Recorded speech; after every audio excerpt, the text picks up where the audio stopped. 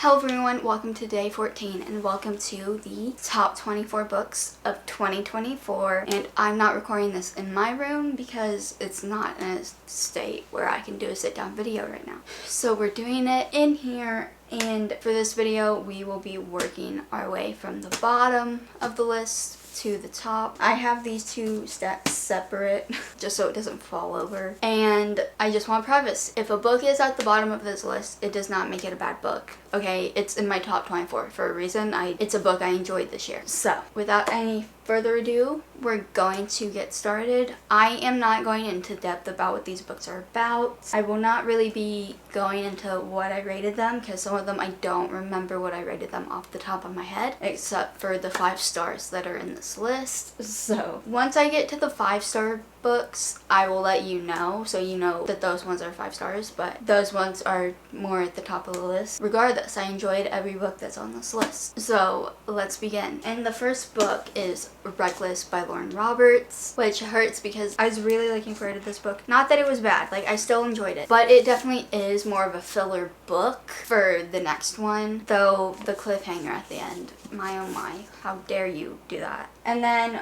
we have Never by Jessa Hastings, and it's a Peter Pan retelling, but there's also Seamus and Huck, and we love him. Peter Pan, we don't like him. And then we have Powerful by Lauren Roberts. Now, don't get me wrong, I did enjoy this. It was so fun, it was so cute, but I just needed more. Like, Adina is like one of my favorite characters from this series, trilogy, whatever, but I just need more of her, and I need more of her story. And then we have The Other World by Abby Emmons, and I very much enjoyed this. I did. I read this very early on in the year, but I definitely still, I don't know how to explain it. Like, it's just so beautiful and awesome. And then we have Collide by Bal Cabrar, hockey player romance. And then we have When Horror Was Here by Dustin Bell, and beautiful one, beautiful cover, beautiful story. If you haven't read it yet, I recommend, but I just recommend that you have tissues ready. And then we have The Crescent Moon Tea Room by Stacy Savinsky, and it follows 3 sister witches, and it's very cozy, so if you want a cozy read, this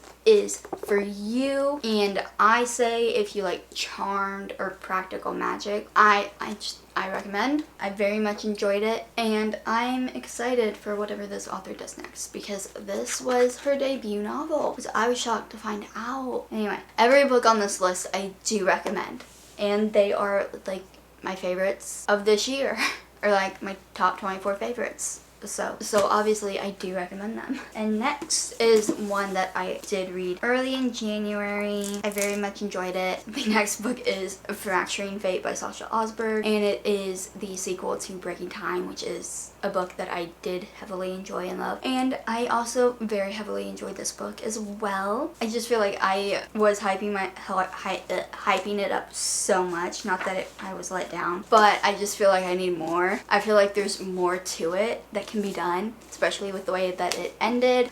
We have a more recent read, and that is Off With Their Heads by Zoe Hanamakuta, and it is an Alice in Wonderland retelling, and it's great. It's a fun, crazy time. I mean that like in the best way because it is a Wonderland retelling, so I highly recommend. It was great. It was a great time. I did very much enjoy it. And look at the cover, it's so pretty. Switching from Alice in Wonderland retelling to a forbidden love, I guess, I don't know. A forbidden romance, I don't really know.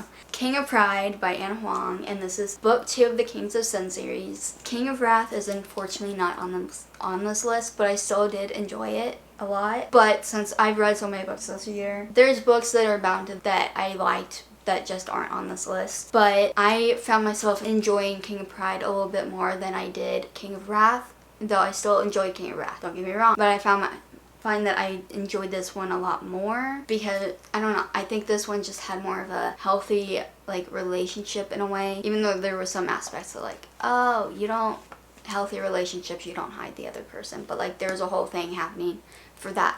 Like there's a reason why it was like a secret or whatever, because it was like kind of it was forbidden love, but it was still more of like a healthy relationship depiction. Now obviously books that have like more toxic relationships in them, like those aren't bad books, like I'm not, but I just feel like I like the ones that depict more healthy relationships more because I just just saying. Not that King of Wrath was necessarily toxic, but you know, it was an arranged marriage and like they were very not nice to each. There was like some things that like you wouldn't do to someone you love. So I can't really say what they are because it would spoil the book. So, but don't get me wrong, I still enjoyed King of Wrath. It's just King of Pride is above it for me. And then moving on from King of Pride, we have ASAP by Axie O, and I heavily enjoyed this book. It was very fun, very cute. It's in it's in the same world as XOXO, which is called XOXO. I have not read that one, so you don't need to read that before reading this one. I feel like it would probably make it even more enjoyable if you read XOXO before you read ASAP, just because like they're in the same world, and the main character in this book, our girl, is best friends with the main character from the first book. So that's just why I would say read XOXO and then this one. But I will probably be reading I'm going to be reading XOXO after this one. But even if you don't read XOXO, I don't think it takes away from the book at all. I just think it would enhance the experience. I don't know. I hope that makes sense.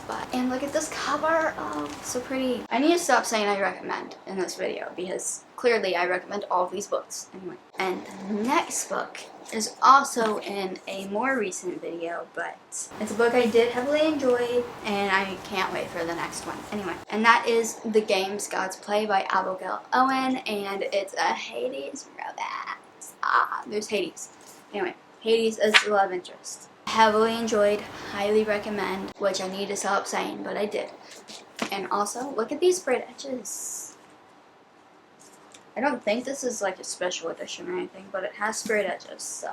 Okay, we're moving on up in the list. Now, this one might surprise you of where it's at, but, and that's House of Flame and Shadow by Sarah J. Maas. Like, I did really, really enjoy this book, and personally, I do think it's my favorite of the Crescent City books. Do I think it could have been a little better? Yes. But I still heavily enjoyed it, and obviously I tabbed it up. I have a whole video on it, but it is filled with spoilers. So, like, I enjoyed this book a lot, clearly, but there were parts where it did kind of feel just a little info dumpy, and I felt like it could have been written in a different way, or like those parts. Like, written in a way to where it's not info dumpy. Does that make sense? Like, it's not like full on info dumpy like the entire time.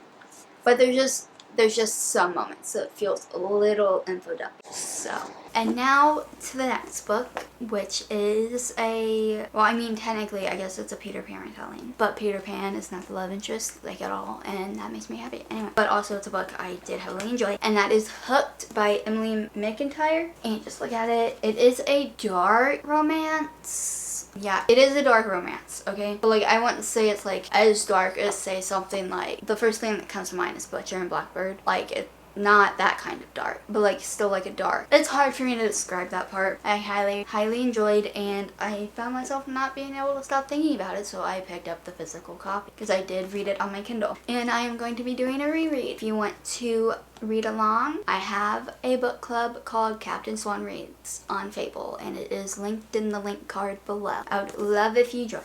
And then next is Twisted Lies by Anna Wong. I was really surprised. I read Twisted Hate and Twisted Lies at the beginning of this year, and I did enjoy Twisted Hate, but I enjoyed this one a lot more. And there's just some things in Twisted Hate that I was like some scenes, like when it pertains to the spicy scenes, there's like one thing that was like, that's weird, I don't. And I love Christian Harper. And then we have Fatebreaker by Victoria Aveyard, and this is book 3 of the Realmbreaker trilogy. Enjoyed each one of those books, and I enjoyed this book too.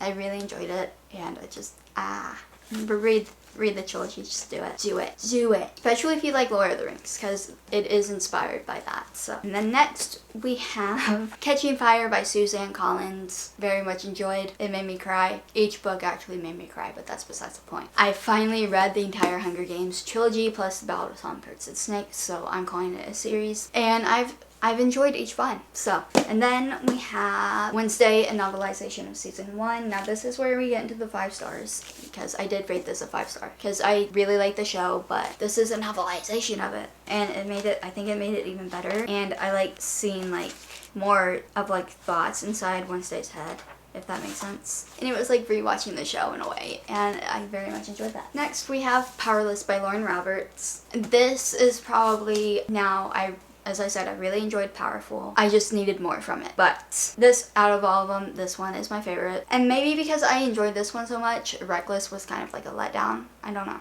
Like, not a letdown, but like not as good as I was hoping it would be. I would say it's very character driven as well. So if you like character driven books, I would definitely say that this is a good one. And then we have Mockingjay by Suzanne Collins. This one made me cry like no other. Okay? No more needs to be said. Just read them if you haven't. Though you probably already have, because I'm very late to the game when it comes to dystopian books. Anyway, next we have Divine Rivals by Rebecca Ross, and this is book 1 of the Letters of Enchantment. And oh my goodness, like, this book has the yearning that a lot of books seem to be missing nowadays, because, you know, spice is just all the rage. I don't know. Like, for me, I don't need spice to enjoy a book. Sometimes it makes the book better. So if this had spice in it, I would have probably been like kind of disappointed. Unless it was like there was such a like long build up to it, then maybe it would have been, it might be enjoyable.